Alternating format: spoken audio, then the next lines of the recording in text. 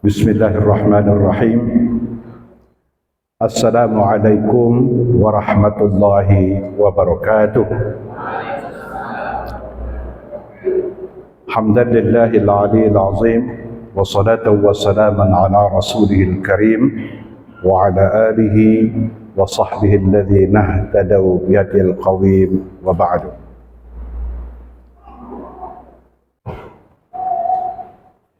Allahumma salli ala Sayyidina Muhammad wa ala ali Sayyidina Muhammad.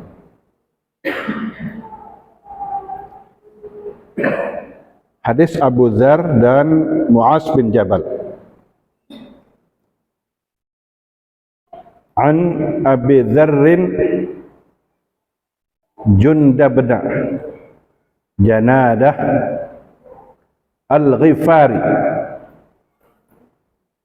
wa Abi Abdurrahman Muaz bin Jabal radhiyallahu anhuma.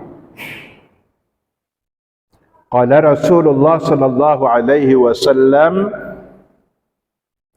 ittaqillah haitsuma kunta wa atbi'is sayyi'atal hasanah tamhuha wa khaliqin nas bi khuluqin hasanin. Rawahu Tirmizi. Dari dua orang sahabat Rasul, yang pertama Abi Dzar Jundab bin Janadah Al-Ghifari, yang sering disingkat dengan Abu Dzar Al-Ghifari, wa Abi Abdurrahman dan Abi Abdurrahman Muaz bin Jabal. Muaz bin Jabal. Ini ada Muaz juga, binnya beda. Radhiyallahu anhuma, mudah-mudahan Allah meridhai kedua sahabat itu. Qala Rasulullah sallallahu alaihi wasallam, Rasulullah sallallahu alaihi wasallam bersabda, ittaqillaha haitsuma kunta. Bertakwalah kepada Allah dimanapun engkau berada. Wa atbi'is sayyi'ah al-hasanah. Ikutilah, iringilah keburukan itu dengan kebaikan. Tamhuha, kebaikan itu akan menghapuskan keburukan. Wa khaliqin nas bi khuluqin hasan. Bergaullah, berinteraksilah dengan manusia, dengan orang, dengan masyarakat, bi khuluqin hasanin, dengan akhlak yang baik, dengan akhlak yang mulia. Baik. Sababul wurud. Sababul wurud itu sebab datangnya hadis ini. Kalau hadis disebut dengan sababul wurud. Kalau Al-Quran disebut dengan sababun nuzul.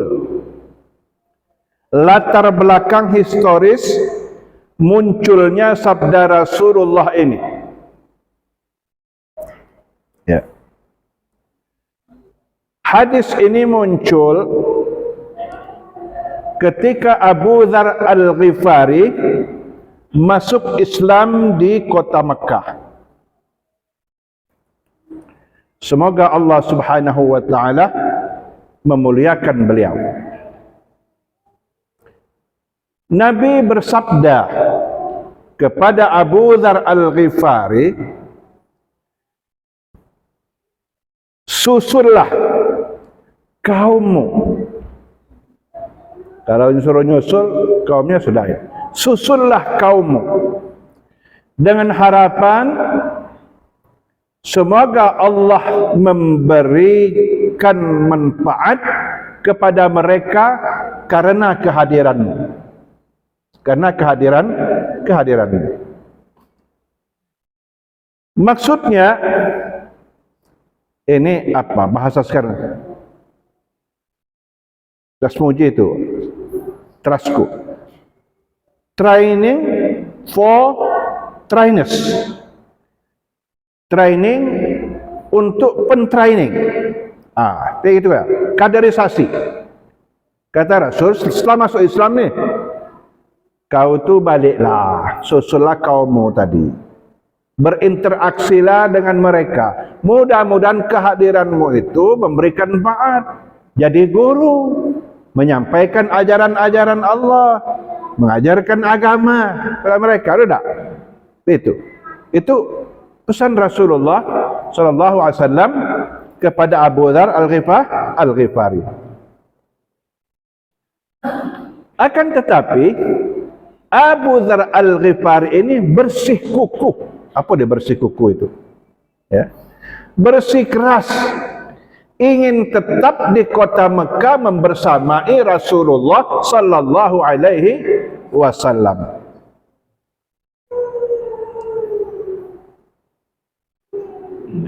Dan Rasulullah itu tahu, melihat gelagatnya seperti itu, dia ini tidak mau kembali kepada kaumnya. Itu ceritanya. Balangan belajar dengan Nabi terus tidak banyak berkahnya. Iya, untuk dia oke, tapi barangkali untuk kaum yang ditinggalkannya, kabilah yang dia tinggalkannya dapat apa? Ini gitu. Rasul benar. Ya. Maka muncullah hadis ini. Ittaqillah haitsuma kunta.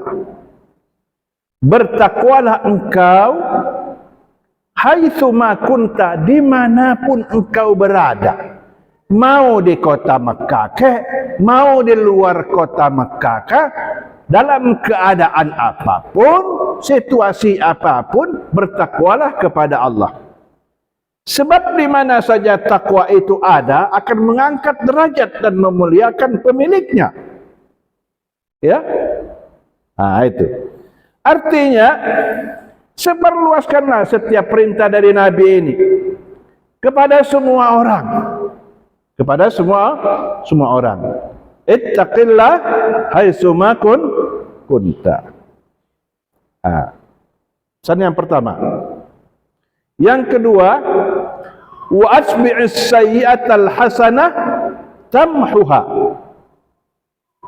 Ikutilah, iringilah keburukan itu atau perbuatan jahat itu dengan perbuatan yang baik. Min diikuti dengan plus, jangan min sama min. Ya. Apa gunanya?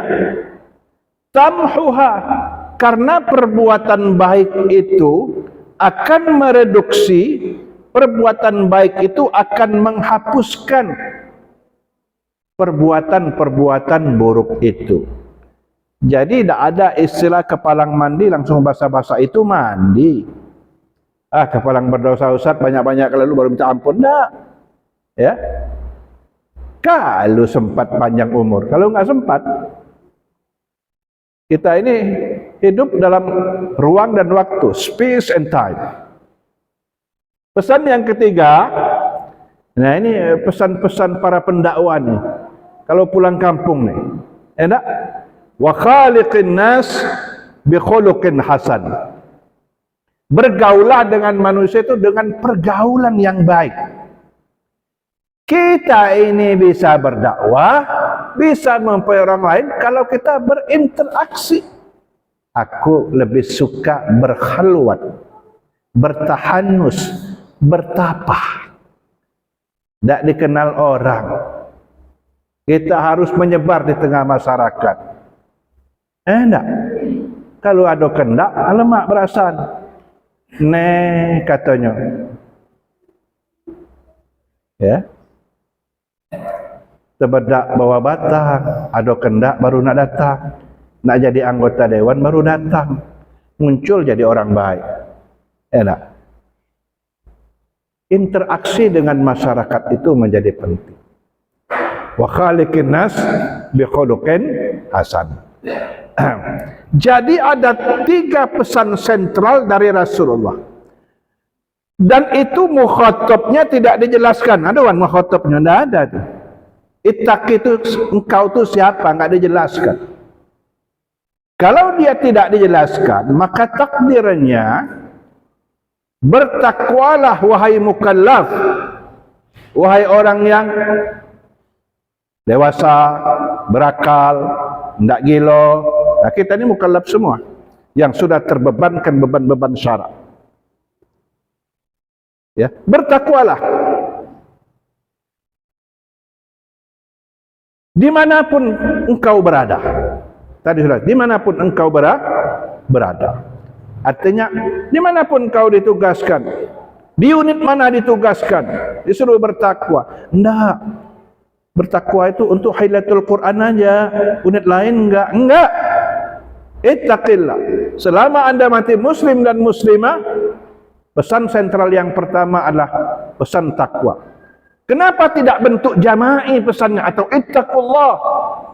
Menitik beratkan kepada kesadaran personal, kesadaran individual.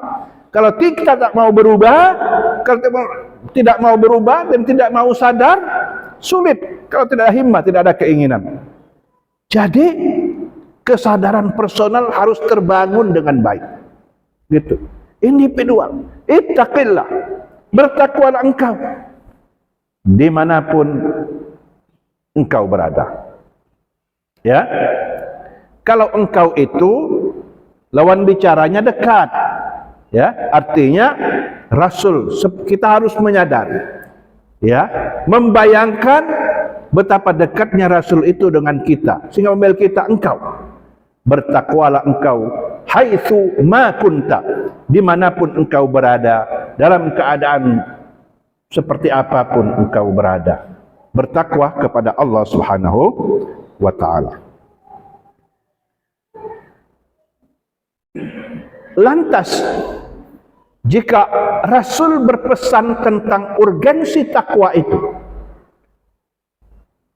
efek dari bertakwa, manfaat, keutamaan dari bertakwa. Dalam hadis yang lain, seorang sahabat minta tausiah kepada Rasul, faqal, ausini, no ausitu, ausini. Ya. Berikan wasiat kepada saya ya Rasulullah. Qal, Rasulullah bersabda, alaika bitaqwallah, kau harus bertakwa. Fa innaha jima'u kullu khair, karena takwa itu kompilasi, kumpulan dari segala kebaikan.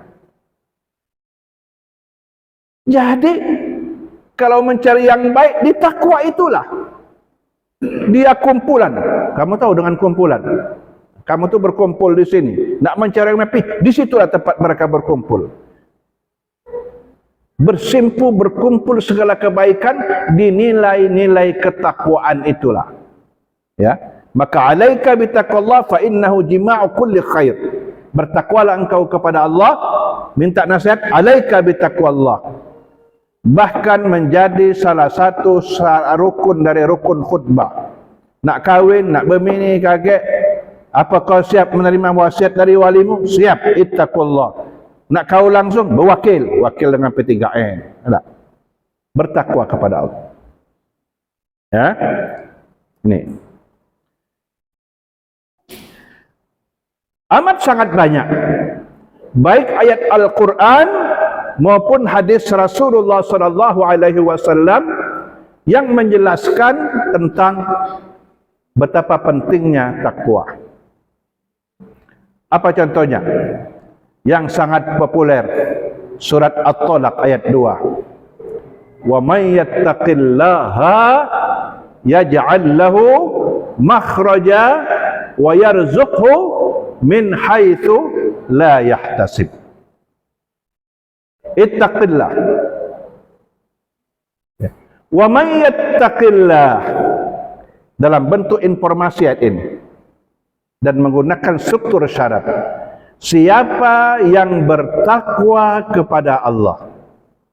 Wa man yattaqillah, fi'il mudhari' menjelaskan sekarang, perbuatan sekarang dan akan datang, artinya berkelanjutan. Jangan sekali-sekali bertakwa itu. Sekali-sekali ya. Siapa yang bertakwa kepada Allah? Jawabnya, yaj'al lahu makhraja. Allah Subhanahu wa taala akan memberikan makhraj. Ngaji juga perlu makhraj. Jangan ditutup. Makhraj, keluarkan. Jalan keluar itu makhraj. Setiap kita mengalami kesulitan, Allah akan berikan jalan keluarnya. Ada solusinya. Tiada problem tanpa solusi. Apa moto pegadaian itu? Hah? Kamu yang galak ngadai kan paham?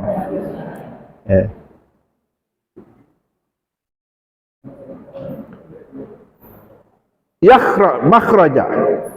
Nah, yang kedua, wa yarzuqhu min haitsu la yahtasib. Dan Allah Subhanahu wa taala akan memberikan rezeki dari arah yang tidak diduga-duga. Jadi supaya melemakkan hati dan kita jangan bertanya-tanya, nanti terprovokasi oleh waksangka. Apa waksangka itu? Zon. Kalau ada orang kaya, makmur hidupnya, mudah-mudahan dia orang yang bertakwa, dikasih oleh Allah. Kalau enggak, repot kita. Cuman jangan yang 39 triliun itu. Ya. Miliar ya. Nah, yang ribut goncang kancing di Kementerian Keuangan.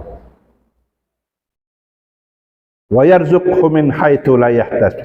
Rezeki itu ada yang tampak, ada yang tak tampak. Ada tak? Iya. Cuma beli kursi ukiran untuk lebaran ini. Tapi ngeri setiap bulan, kapan ujung bulan mulai pening kepala. Tak nutup kembali. Tak. Jangan lemak sesaat, ya. Itu dia orang kena start mulai meranjat sampai masuk. Ya.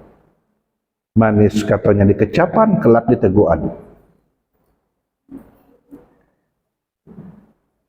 Wa yarzuqhu min haitsu la yahtasib. Kata Mu'adz bin Jabal, aku pernah mendengar baginda Rasulullah sallallahu alaihi wasallam bersabda, wahai sekalian manusia, jadikanlah ketakwaan kepada Allah itu sebagai perniagaan. Apa dia perniagaan? Bahasa kerennya bisnis. Jadi jadikanlah ketakwaan itu kepada Allah itu sebagai bisnis, sebagai perniagaan. Maka rezeki akan datang kepadamu tanpa melalui barang dagangan dan perniagaan. Ya. Kapan muka sajadah? Nah, ada dolar. Kira-kira dah. Bagaimana caranya Ustaz? Nengok apa di YouTube tu banyak. Dengan mengamalkan 5 hari dia jadi kaya raya, ya tak? Menjadikan ketakwaan sebagai barang perdagangan. Kata Mu'adz, Rasul bersabda. Setelah itu Rasulullah membaca ayat ini. Wa may yattaqillaha yaj'al lahu makhraja. Ini ayat dan firman Allah. Kalau Allah belum, kita perlu mengevaluasi apakah kita ini sudah memenuhi komponen-komponen ketakwaan. Akreditasi lah kira-kira. Nilainya ada nilai. Tidak. Jadi kita perlu meningkatkan ketakwaan. Maka pesan sentral setiap Jumat itu untuk meningkatkan ketakwaan kepada Allah Subhanahu wa taala. Pesan yang kedua apa? Wa atbi'is sayyi'atal hasanah tamhuha. Apa itu takwa? Melaksanakan perintah Allah dan menjauhi larangannya. Ya. Nah, karena itu komitmen bertakwa itu pesan kedua. Apa pesan kedua ya? Wa asbi'is sayyi'atal hasanah tamhuha. Ikutilah, iringilah perbuatan buruk itu, perbuatan jahat itu dengan perbuatan baik. Karena perbuatan baik itu akan menghapus ya dosa-dosa, artinya perbuatan-perbuatan yang buruk. Ini komentar. Salah, keliru, khilaf, sesuatu yang natural sifatnya, melekat pada diri seorang karena berbagai macam keterbatasan. Nah, kalau tidak diikuti, ujungnya barangkali kita menjadi pelanggan setia keburukan. Ada tak? Na'udzubillah kalau sudah nanti pelanggan dan mendarah daging. Ikutilah perbuatan buruk itu dengan perbuatan yang baik. Jadi setiap kita melakukan keburukan, ada imbangannya. Jangan mengikuti arus terus. Ikuti ya, harus. Wasbi sayyi'atal hasanah. Jadi volume dan kadar hasanah itu harus dilipat gandakan. Dan dia akan menjadi penetralisir dari keburukan-keburukan yang dilakukan oleh seseorang. Apa saja kebaikan-kebaikan yang bisa menetralisir keburukan, yang bisa menghapuskan keburukan itu? Seluruh jenis kebaikan dapat menetralisir keburukan-keburukan. Ya, ini ada cerita pelecehan seksual. Kenapa kamu melalak galau mata kamu? Seorang sahabat bernama Abu Yasar. Jangan salah, kamu sebut Abu Yasir. Tak lemak kaget dia. Ada Abu Yasir kan? Abu Yasar. Abu Yasar itu bercerita, ya, seseorang wanita mendatangiku untuk membeli kurma. Berarti pedagang dia. Aku berkata kepadanya, di rumah ada kurma yang lebih baik lagi kualitasnya. Ya, berarti ada yang di luar rumah, mungkin di kebun, tapi di rumah ada persediaan kurma yang lebih baik kualitasnya. Lantas perempuan wanita itu masuk ke dalam rumah bersamaku, bersamaku. Aku mendekati wanita itu dan akhirnya ku cium dia. Nah, itu ceritanya. Ya, apa itulah yang disebut dengan kurma yang lebih baik tadi, ada tak? Ceritanya. Setelah itu baru sadar, ini perbuatan maksiat dan dosa. Ya tak? Maka dia bergegas menemui Abu Bakar As-Siddiq, menceritakan apa yang dia lakukan terhadap wanita tadi. Tak tahu, jadi tak transaksi, tak tahu ceritanya. Tak kasih keterangan. Maka Abu Bakar menasihati, tutuplah aibmu, ya, dan bertaubatlah. Disuruh bertobat. Medsos belum kencang pada waktu itu, HP belum ada, ya. Jadi agak mudah nutupnya, ya, agak mudah. Tutuplah aibmu dan kau bertaubat. Masih belum puas, dia bersegera pula kepada seorang sahabat yang paling strength, yang reaksioner, Umar bin Khattab. Kata Umar, tutuplah aibmu. Kok bahasanya sama? Itu kan aib. Jangan kau sendiri yang membuka-bukanya. Dengan kami ini melapor, kira-kira tutup aibmu. Kemudian Abu Yasar ini menghadap baginda Rasulullah sallallahu alaihi wasallam dan menceritakan apa yang telah dia lakukan terhadap wanita itu tadi. Maka Rasulullah sallallahu alaihi wasallam bersabda kepadanya, apakah engkau memperlakukan keluarga orang yang berjihad seperti ini? Ternyata dia bukan sembarang wanita. Apa? Ini para pejuang di jalan Allah Subhanahu wa ta'ala. Apakah engkau memperlakukan keluarga orang yang berjihad seperti ini? Sehingga ia menyangka sebagai penduduk neraka.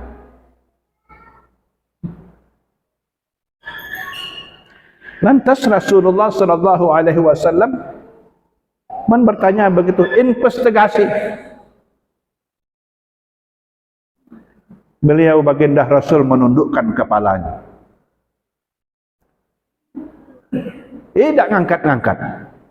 Sampai turunlah firman Allah Subhanahu wa taala ayat 114 surat Hud. Surat Hud. Jangan Hud, Hud. A'udzu billahi minasyaitonir rajim. Wa aqimis salata tarafayn nahar wa zulfan minal lail innal hasanati yudhhibnas sayyi'at. Wa aqimis salah, dirikanlah salat olehmu. Ya. Di ujung tarafin nahar, siang, pangkal batu. Zuhur, asar. Wa zulfan minal lail, dan di kegelapan malam. Apa bahasa salat malam itu? Maghrib, isya, subuh. Apa fungsi salat itu? Dia adalah hasanah, kebaikan. Innal hasanati yudhhibnas sayyi'at. Sesungguhnya kebaikan-kebaikan itu akan menghapuskan keburukan-keburukan. Apa maksudnya? Ya, dikasihkan jalan keluarnya Ustaz Sumarno. Jadikan jalan keluar. Itulah hasanat. Bahkan apa ya? Abu Dzar atau Mu'adz bin Jabal pernah bertanya, apakah ucapan la ilaha illallah itu juga hasanat? Maka Rasul menjawab dalam kitab Usfuriyah, ya itulah hasanah yang terbaik. Hasanah yang terbaik. Jadi hasanat itu ruang lingkupnya sangat luas. Maka kita disuruh melakukan kebaikan dalam hidup ini. Oke? Itulah yang menghapus nanti, memutihkan kesalahan kita, keburukan kita. Pesan yang kedua. Pesan yang ketiga. Ini contoh baik ya. Hasanat itu banyak. Kalau kita dewek jemu barangkali, Allah enggak akan makan jemu, banyak. Abwabul khair katsirah. Pintu-pintu kebaikan itu amat sangat banyak. Yang terakhir, apa pesannya? Wa khaliqin nas bi khuluqin hasan. Bergaullah dengan manusia itu dengan pergaulan yang baik. Dimulai dari lingkaran yang terkecil. Kalau dalam keluarga, suami dan istri. Akmalul mu'minina imanan ahsanuhum khuluqa. Orang mukmin yang sempurna imannya itu, kata Rasulullah, yang terbaik akhlaknya. Wa altafahum li ahli, dan perlakuannya paling lemah lembut kepada keluarganya.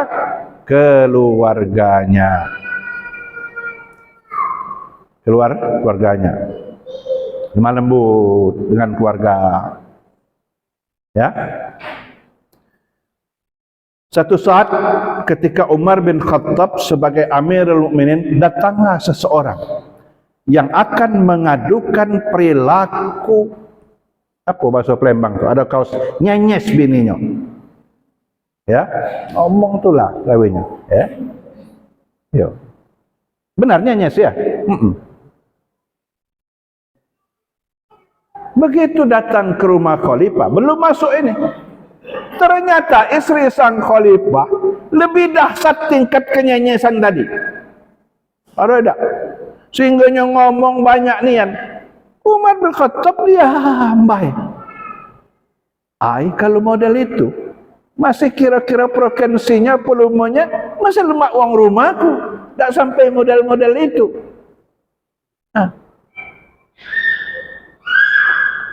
Kalau itu balik, tak jadi nak konsultasi tadi. Tak mana menghadapi orang rumah ni. Yang ngomel baik. Baru nak putar balik ceritanya, nak bubar jalan. Sini kau nak melapor binimu? Iya khalifah. Memang benar. Saya ingin melaporkan tentang perilaku bini itu yang banyak ngomong. Segala rasanya tidak benar contohnya ini ya. Baik itu. Tapi ketika melihat istri sang khalifah, jadi saya enggak jadi. Rupanya satu korup, ada ya, satu organisasi. Sama banyak modal itu. Itu ceritanya. Kata Umar bin Khattab. Ngapa dia bersikap diam baik? Sesungguhnya istri-istri kita itu menanggung banyak beban kita. Dia yang masak makanan, dia yang membuat roti, kemudian dia yang mencuci pakaian, ya, itu. Itu beban kita, fungsi kita, tapi dia lakukan itu.